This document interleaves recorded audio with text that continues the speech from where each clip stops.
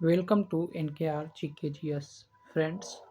हम लोग जो है सीटेट के लिए एसएसटी को पढ़ रहे हैं और एसएसटी में सोशल साइंस में आज का हमारा टॉपिक होगा 23 नंबर और टॉपिक है भूगोल से रिलेटेड। किससे है? तो भूगोल से रिलेटेड है जियोग्राफी। तो चलिए सेशन को प्रारंभ करते हैं। प्रारंभ करने से पहले यदि आप चैनल पर नए हैं तो सब्सक्राइब कर लीजिए। हमारा 23 नंबर टॉपिक से पहला क्वेश्चन है कि भूगोल एक टॉपिक है एक सामाजिक अध्ययन तथा एक विज्ञान के रूप में भूगोल। एक सामाजिक अध्ययन तथा एक विज्ञान के रूप में भूगोल।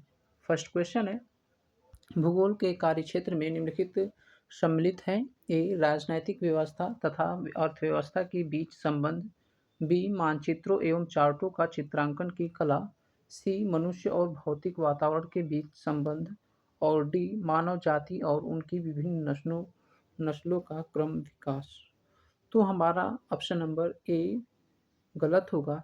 इसके बाद बी सी डी जो है वो सही हो जाएगा। बी सी डी क्या होगा? सही होगा कि मानचित्रों एवं चार्टों का चित्रांकन की कला और मनुष्य तथा भौतिक वातावरण के बीच संबंध एवं मानव जाति और उनकी विभिन्न नस्लों का क्रम विकास जो है वो भूगोल के कार्यक्षेत्र में सम्मिलित हैं।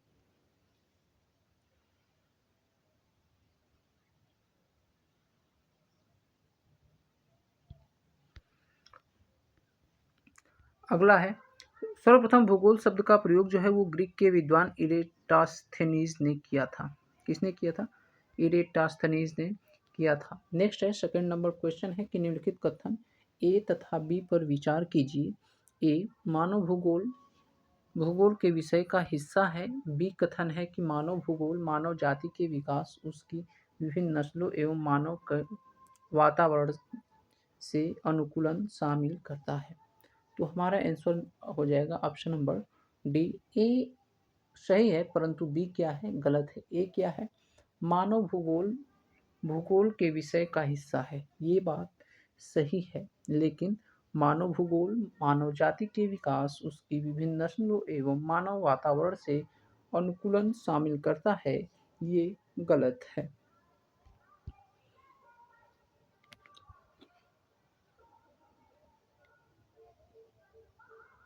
अगला देखते हैं, ग्रह सौरमंडल में पृथ्वी। ग्रह सौरमंडल में पृथ्वी। तो चलिए इसे देखते हैं। ग्रह सौरमंडल में पृथ्वी।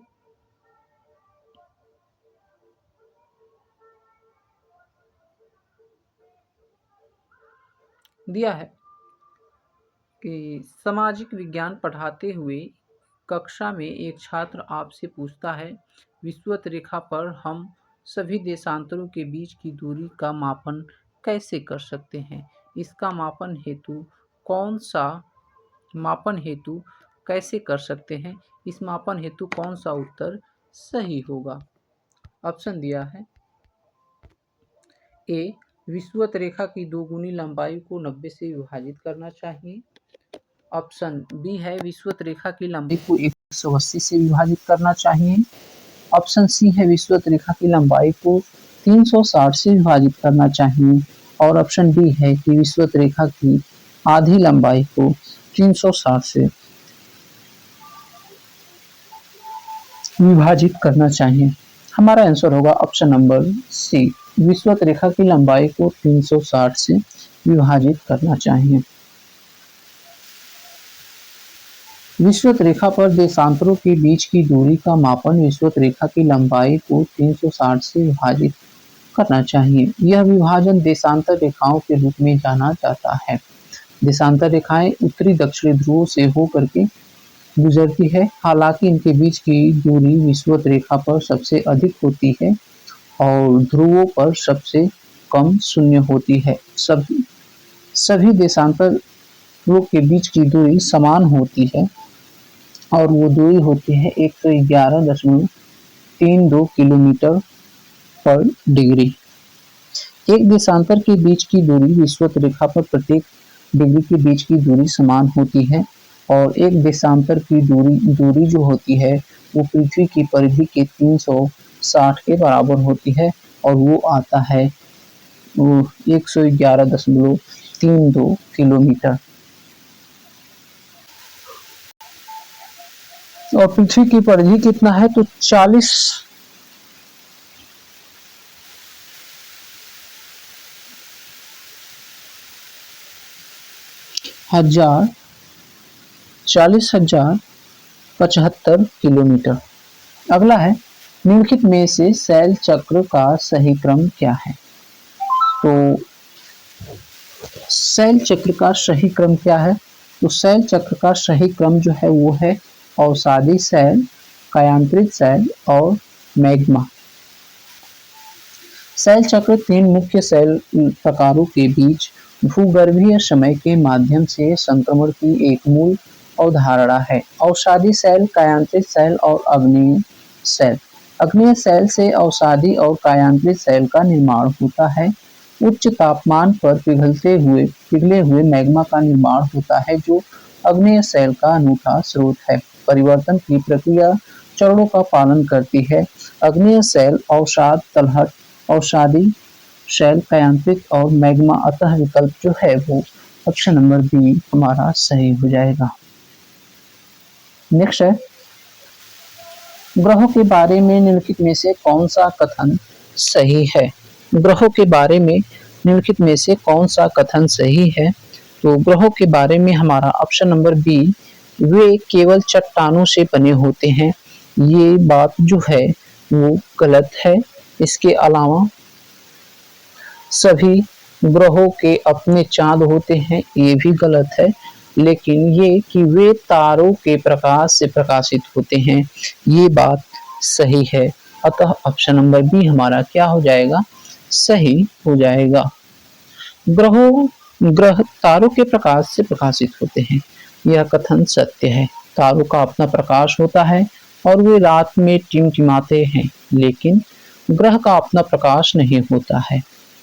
ग्रह सूर्य से पड़ने वाले प्रकाश को परावर्तित करते हैं और पृथ्वी के वायुमंडल में अपवर्तन के कारण टिमटिमाते हैं। ग्रहों में परमाणु संलयन नहीं होता है, वे अपना प्रकाश स्वयं उत्पन्न नहीं करते हैं। अगला है 6 नंबर क्वेश्चन है कि पृथ्वी पर जो तापमान के वितरण को प्रभावित करता है वह महत्वपूर्ण कारक है। तो वह महत्वपूर्ण कारक है आतपन अथवा सूर्य से आने वाली विकिरण। पृथ्वी के तापमान वितरण को प्रभावित करने वाले विभिन्न कारक होते हैं जो जलवायु और मौसम के पैटर्न को आकार देती हैं। प्रमुख कारक है सूर्य की विकिरण। पृथ्वी का तापमान मुख्य रूप से प्राप्त ऊर्जा पर निर्भर करता है। सूर्य से आने वाली विकिरण का वितरण पृथ्वी की सतह पर असमान होता है। पृथ्वी के भूमध्य रेखा के पास सूर्य की किरणें अधिक से अधिक सीधी और शक्तिशाली होती है, जिससे यहाँ का तापमान उच्च होता है, जबकि ध्रुवीय क्षेत्रों में सूर्य की किरणों तिरछी पड़ती है, जिससे यहाँ का तापमान कम होता है। अगला है निम्नलिखित में से जोड़ियों का मिलान करना है। पृथ्वी के मंडल है और इसकी विशेषता है।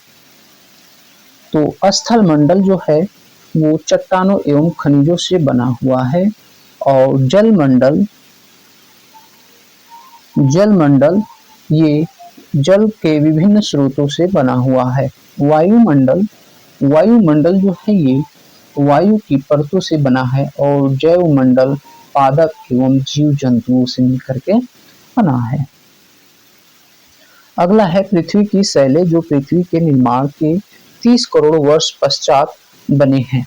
तो पृथ्वी के निर्माण के 30 करोड़ वर्ष पश्चात बने हैं, वे कौन हैं? तो वे हैं पश्चिमी ऑस्ट्रेलिया में स्थित हैं।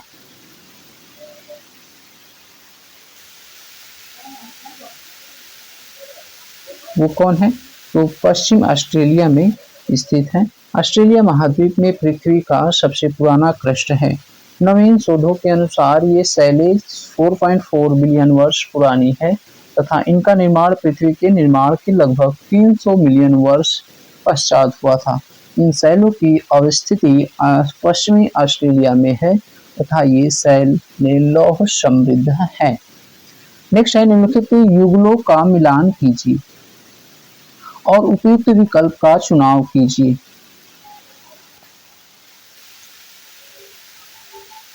तो कुछ इस प्रकार से मिलान हो जाएगा कि अग्नेय शैल जो है वो एक प्रकार से द्रवित मैग्मा होता है और शादी शैल हवा, जल आदि के द्वारा एक स्थान से दूसरे स्थान पर पहुंचाकर जमा कर दिए जाते हैं और कायांतरित शैल उच्च तापमान एवं दाब के कारण परिवर्तित हो जाते हैं। नेक्स्ट है, पृथ्वी की गतियों के बारे में दिए गए निम्नलिखित कथनों ए और बी पर विचार करें तथा सही विकल्प का चयन करें।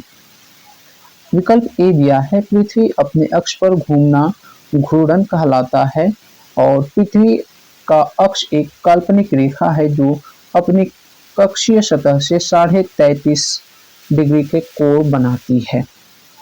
तो उपयुक्त कथन ए जो है वो सत्य है, लेकिन बी जो है वो क्या है, गलत है। ए सत्य है, केवल ए सत्य है, बी जो है वो इसके बारे में कोई पुख्ता लिखा नहीं है, दिया है कि ये 33.5 न होकर के ये 66.5 कोण बनाती है। कोण कितना बनाती है, तो 66.5 बनाती है। नेक्स्ट है, दिए गए कथन ए और आर पर विचार कीजिए तथा सही विकल्प का चुनाव कीजिए। तो जो स्थान ग्रीनविच के पश्चिम में है उनका समय ग्रीनविच से पीछे रहेगा। आर पृथ्वी से पूर्व से पश्चिम की ओर चक्कर लगाती है, पृथ्वी पूर्व से पश्चिम की ओर चक्कर लगाती है और सूर्य पूर्व दिशा में जल्दी उगता है। ए और आर दोनों गलत हैं, ए और आर दोनों सही हैं। ए सही है, आर गलत है। इसमें से कौन सा ऑप्शन होगा, तो हमारा ऑप्शन नंबर हो जाएगा ए कि ग्रीनविच मीन टाइम लंदन के ग्रीनविच शहर में रॉयल वेधशाला में स्थानीय औसत समय है। इस शहर को आधार मानकर 2 देशांतर गुजरता है, इसे प्रधान यामोत्तर या 0 डिग्री देशांतर भी कहते हैं। देशांतर के पूर्व प्रत्येक देशांतर आगे जाने पर 4 मिनट समय बढ़ता है तथा इस प्रकार पश्चिम से पीछे की ओर जाने पर 4 मिनट घट जाता है। पृथ्वी पश्चिम से पूर्व की ओर चक्कर लगाती है, इसी कारण सूर्योदय पूर्व में होते हैं। अतः कथन ए सही है, वह कथन भी क्या है, गलत है। अगला है 12 नंबर क्वेश्चन है कि इनमें से क्या दिन एवं रात तथा ऋतुओं में परिवर्तन संभावित करता है। तो इनमें से ऑप्शन नंबर ए क्रमशः पृथ्वी के घूर्णन एवं परिक्रमण जो है वो संभावित करते हैं। पृथ्वी के घूर्णन एवं परिक्रमण दिन एवं रात तथा ऋतुओं में परिवर्तन संभावित करता है। पृथ्वी सौरमंडल का एकमात्र ज्ञात ग्रह है जिस पर जीवन है। जल की उपस्थिति के कारण इसे नीला ग्रह भी कहा जाता है। पृथ्वी का एकमात्र उपग्रह चंद्रमा है।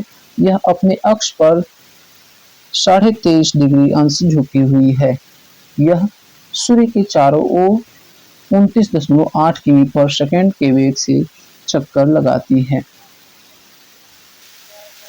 नेक्स्ट है कि पृथ्वी अपने अक्ष पर 1 घंटे में कितने डिग्री का कोण घूमती है। तो पृथ्वी अपने अक्ष पर 1 घंटे में ये 15 अंश का कोण घूमती है। पृथ्वी अपने अक्ष पर 1 घंटे में 15 अंश का कोण से घूमती है। पृथ्वी अपने अक्ष पर पश्चिम से पूर्व की ओर लट्टू की तरह घूमने में 24 घंटे समय लेती है, जिसे परिभ्रमण या घूर्णन कहते हैं। पृथ्वी एक घूर्णन में 360 अंश का कोण बनाती है। पृथ्वी 24 घंटे समय लेती है एक घूर्णन में 360 अंश का कोण बनाने में। तो 1 घंटे में कोण बनाएगी 360/24 = 15 डिग्री। नेक्स्ट है 14 नंबर क्वेश्चन है कि पृथ्वी पर दिनों एवं रातों के बारे में दिए गए कथनों में से कौन सा सही है। कौन सा सही है। पृथ्वी के परिक्रमण में कारण और पृथ्वी पर दिन रात बनते हैं। तो यहाँ पर ऑप्शन नंबर बी हमारा जो है वो सही हो जाएगा कि बी और सी दोनों सही है। ये बात गलत है। ये पृथ्वी के घूर्णन के कारण पृथ्वी पर दिन और रात बनते हैं। ये सत्य है। और उत्तरी गोलार्ध में 21 जून को सबसे लंबा दिन और सबसे छोटी रात होती है। नेक्स्ट देखते हैं, पृथ्वी पर दिनों एवं रातों के बारे में दिए गए कथनों में से सही कथन के घूर्णन के कारण पृथ्वी पर दिन रात बनते हैं और उत्तरी गोलार्ध में 21 जून को सबसे लंबा दिन और सबसे छोटी रात होती है। इस प्रकार से बी और सी दोनों कथन सत्य हैं। अगला है, पृथ्वी का एक घूर्णन 24 घंटे में पूर्ण होता है, जिसे पृथ्वी की दैनिक गति भी कहते हैं। यह दैनिक गति दिन व रात के घटित होने के लिए जिम्मेदार होती है। पृथ्वी को प्रकाश व ऊष्मा की प्राप्ति सूर्य से होती है, अतः घूर्णन करती हुई पृथ्वी के प्रत्येक भाग में एक निश्चित अवधि के लिए सूर्य का प्रकाश पहुंचता है। नेक्स्ट है 50 नंबर की, चंद्रमा के बारे में निम्न कथनों को पढ़िए। तो चंद्रमा क्या है? तो पृथ्वी से हमें चंद्रमा का केवल एक ही भाग दिखाई पड़ता है। चंद्रमा को अपने अक्ष पर घूमने तथा पृथ्वी के चारों ओर चक्कर लगाने में लगभग एक जैसा समय लगता है। ये दोनों बातें क्या है? तो दोनों बातें सही है, अतः जो है, लेकिन बी सही व्याख्या एक ही नहीं करता है। नेक्स्ट है, पृथ्वी पर दिन रात बनने की समझ हेतु निम्नलिखित में से कौन सी अवधारणा आवश्यक है? तो दिन रात बनने की जो है अवधारणा घूर्णन है। क्या है? घूर्णन है। नेक्स्ट है,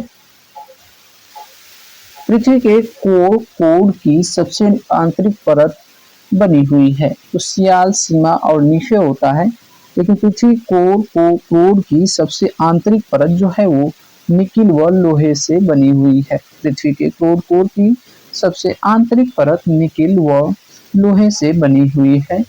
पृथ्वी की सतह की सबसे ऊपरी परत को भूपर्पटी कहते हैं। यह सबसे पतली परत होती है। यह मुख्य रूप से सिलिका एवं एल्यूमिना जैसे खनिजों से बनी है, इसीलिए इसे सियाल कहा जाता है। पर्पटी के ठीक नीचे मेटल होता है जो 2900 किमी की गहराई तक फैली होती है। पृथ्वी की सबसे आंतरिक परत को क्रोड कहते हैं, जिसकी त्रिज्या लगभग 3500 किलोमीटर है। पृथ्वी के केंद्रीय क्रोड का तापमान एवं दाब काफी उच्च होता है। नोट, पृथ्वी के आयतन का केवल 1% हिस्सा ही पर्पटी है और 84% मेटल एवं 15% हिस्सा क्रोड है।